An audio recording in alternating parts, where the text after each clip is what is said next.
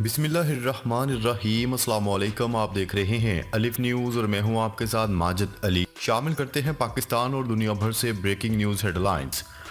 भारतीय किसानों का दिल्ली चलो मार्च तीसरे रोज भी जारी। भारतीय पुलिस ने दिल्ली और मुज़ाफ़ात में एक महीने के लिए दफ़ा 144 नाफिज कर दी। रिपोर्ट्स के मुताबिक भारतीय पुलिस ने दिल्ली आने वाले तमाम रास्तों पर रुकावटें खड़ी कर दी हैं, जबकि भारतीय किसानों ने आज से पंजाब भर में रेलवे सर्विस मअतल करने का भी ऐलान कर दिया। मुजाहिरीन का कहना है कि अगर मुतालबात मंजूर न किए गए तो पूरे मुल्क में रेलवे सर्विस बंद कर दी जाएगी।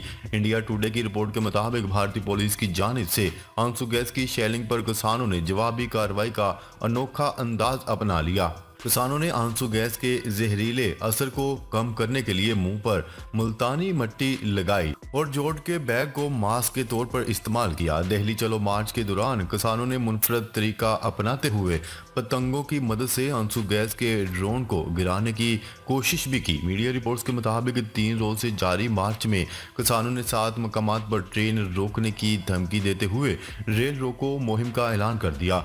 भारतीय पुलिस के मुजालिम ढाने के बावजूद किसान एहतजाज करने पर कायम है। किसानों की जानिब से मुतालबात की मंजूरी तक मार्च जारी रखने का ऐलान किया गया है। मोदी सरकार के किसानों के हकूक को पामाल करने के ओछे हथकंडे भी किसानों को अपने मकासद से नहीं हटा सके।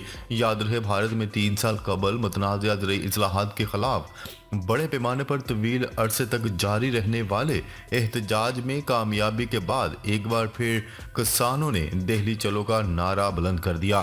किसानों का कहना है कि इनके अहम मुतालबात अभी तक पूरे नहीं हुए, जिनमें से एक फसलों के लिए कम से कम इमदादी कीमत वाज़ा करना है।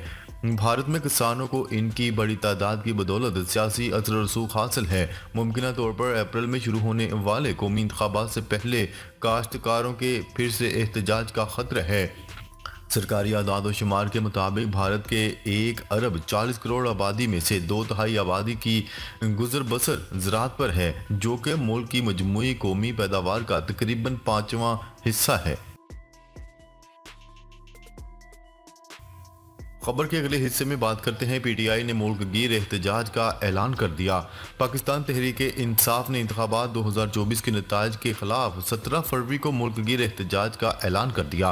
पीटीआई के रहनुमा बैरिस्टर सैफ ने वफ्द के हमरा मौलाना फजलुर रहमान से मुलाकात के बाद इंतखाबी नताइज के खिलाफ मुल्क गिर एहतजाज का ऐलान करते हुए कहा है कि हम आज मौलाना फजलुर रहमान के पास मुलाकात के लिए आए हैं और असद कैसर की सरबराही में मौलाना फजलुर रहमान से मुलाकात की। उन्होंने कहा है कि दोनों जमातें मुतफिक हैं कि इंतखाबात में धांधली हुई है और इंतखाबात में अवाम के मैंडेट के साथ बदनीयती हुई है।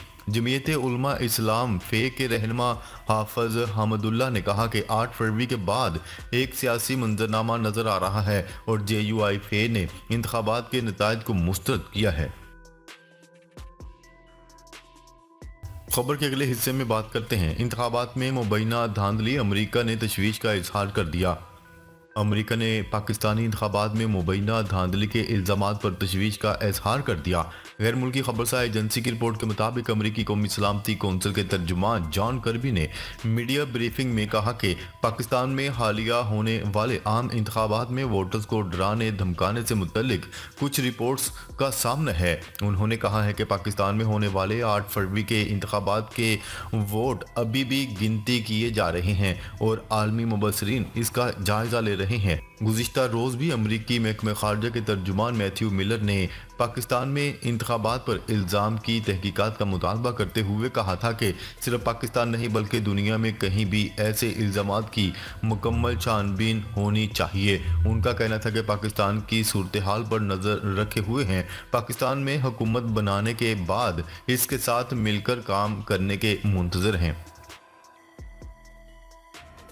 खबर के अगले हिस्से में बात करते हैं। इसराइल को हमलों की कीमत चुकाना पड़ेगी, हिजबुल्लाह ने खबरदार कर दिया। हिजबुल्लाह ने जनूबी लबनान में 5 बच्चों समेत 10 अफराद की शहादत पर इसराइल को कीमत चुकाने की धमकी दे दी। गैर मुल्की खबरसार एजेंसी की रिपोर्ट के मुताबिक हिजबुल्लाह के रहनुमा हसन फजलुल्लाह ने इसराइल को खबरदार करते हुए कहा है कि इसराइल के حالیہ حملوں کی اسے قیمت چکانا پڑے گی۔ واضح رہے کہ لبنان کے سرحدی شہر بناتیا میں اسرائیلی حملے میں 3 بچوں سمیت 7 افراد ہلاک ہوئے، جبکہ اس سے قبل ایک اور اسرائیلی حملے میں خاتون اور اس کے 5 بچوں کو شہید کر دیا گیا۔ اس سے قبل فرانس کے صدر ایمانوئل میکرون نے اسرائیلی وزیر اعظم نتن یاہو سے ٹیلی فونک گفتگو میں غزہ میں ہلاکتوں کی بڑھتی ہوئی تعداد کو ناقابل برداشت قرار دیتے ہوئے فوجی جنگ بند کرنے کے اپنے مطالبات پر زور دیا۔ علاوہ ازیں جوں اسرائیلی جارحیت اور عزائم بڑھتے جا رہے ہیں، نتن یاہو کے اتحادی بھی پیچھے ہٹتے جا رہے ہیں۔ امریکہ اور برطانیہ کے بعد فرانس نے بھی رفح پر بڑی فوجی کارروائی کی مخالفت کر دی۔ خبر کے اگلے حصے میں بات کرتے ہیں۔ بھارتی سپریم کورٹ نے الیکٹورل بانڈز اسکیم پر پابندی عائد کر دی۔ بھارتی میڈیا کے مطابق جمعرات کو عدالت عظمیٰ نے اپنے تاریخی فیصلے میں الیکٹورل بانڈز کو غیر آئینی قرار دیتے ہوئے اس پر پابندی عائد کر دی۔ چیف جسٹس کی سربراہی میں 5 رکنی بینچ نے فیصلہ سناتے ہوئے کہا ہے کہ یہ اسکیم عوام کے حق کے اطلاعات یعنی رائٹ ٹو انفارمیشن کے منافی ہے۔ بھارتی وزیر اعظم نریندر مودی نے 2018 میں سیاسی فنڈنگ کو شفاف بنانے کے لیے انتخابی بانڈز اسکیم شروع کی تھی، جسے اپوزیشن جماعتوں اور سول سوسائٹی نے سپریم کورٹ میں چیلنج کر رکھا تھا۔ عدالت عظمیٰ نے الیکشن کمیشن کو ہدایت دی ہے کہ وہ الیکٹورل بانڈز کے حصول سے 2019 سے اب تک کی تفصیلات طلب کرے۔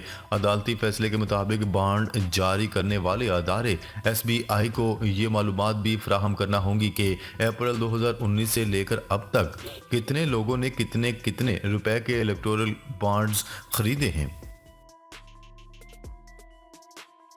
خبر کے اگلے حصے میں بات کرتے ہیں۔ یوکرین نے روس کا سب سے بڑا جنگی بحری جہاز تباہ کر دیا۔ برطانوی خبرساں ادارے بی بی سی کی رپورٹ کے مطابق یوکرینی افواج اور امور دفاع کی خفیہ ایجنسی نے بحیرہ اسود میں روسی بحریہ کے سب سے بڑے جہاز کو تباہ کر دیا۔ یوکرین کی وزیر دفاع کی جاری کردہ فوٹیج میں روسی بحری جہاز کو ڈرون حملے سے نشانہ بناتے دیکھا گیا ہے۔ بتایا جا رہا ہے کہ میگورا ڈرونز کے ذریعے کریمیا کے سول آبادی کے قریب یوکرین کی سمندری حدود میں موجود بحری جہاز کو نشانہ بنایا گیا۔ V5 کے مینوفیکچرر کا کہنا ہے کہ ان کے ڈرون سطح سمندر سے بالکل اوپر 42 ناٹیکل میل فی گھنٹہ کی رفتار سے سفر کرتے ہیں۔ اس سے قبل بھی یوکرین کی جانب سے کریمیا میں روس کے بحیرہ اسود کے بحری بیڑے کو بارہا نشانہ بنایا جا چکا ہے، تاہم روس کی جانب سے ابھی تک اپنے بحری جہاز کے تباہ ہونے کی تصدیق نہیں کی گئی۔ خبر کے اگلے حصے میں بات کرتے ہیں۔ غزہ میں اسرائیلی بربریت کے بعد فلسطینیوں کی ہجرت کا خدشہ۔ غزہ میں اسرائیلی بربریت کے بعد فلسطینیوں کی ہجرت کا خدشہ پیدا ہو گیا۔ امریکی اخبار نے انکشاف کیا ہے کہ غزہ کے فلسطینیوں کو صحرائے سینا میں بسانے کی تیاری ہو رہی ہے، جہاں مصر نے صحرا میں اونچی دیوار والی جیل نما علاقے کی تعمیر شروع کر رکھی ہے۔ امریکی اخبار کے مطابق بڑے پیمانے پر انخلا کے بعد فلسطینیوں کو صحرائے سینا میں بسایا جائے گا۔ رپورٹس کے مطابق اسرائیلی فورسز کی جانب سے جنوبی غزہ میں مزید پرتشدد کارروائیوں سے بڑے پیمانے پر انخلا کا خدشہ ہے۔ علاوہ ازیں اسرائیلی فوج کی جنوبی غزہ اور رفح میں بمباری جاری ہے اور 7 اکتوبر سے اب تک فلسطینی شہداء کی مجموعی تعداد 28,500 سے زیادہ ہو گئی ہے۔ خبر کے اگلے حصے میں بات کرتے ہیں۔ امریکہ میں اسرائیل مخالف احتجاج کرنے پر طلبہ معطل۔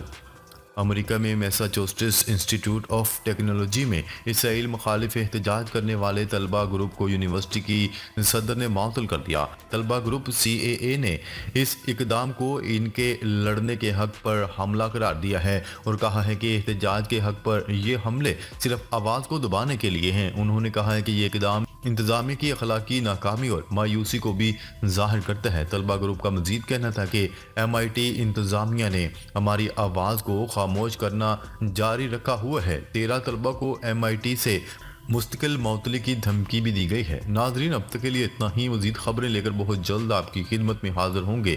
تب تک کے لیے اپنا خیال رکھیے گا۔ اللہ نگہبان۔